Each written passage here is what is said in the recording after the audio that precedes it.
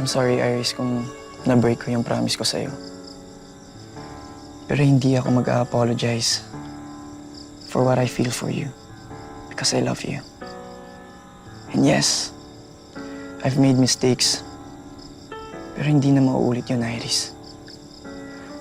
Let me prove it to you. Randall, ayokong maging unfair sa'yo.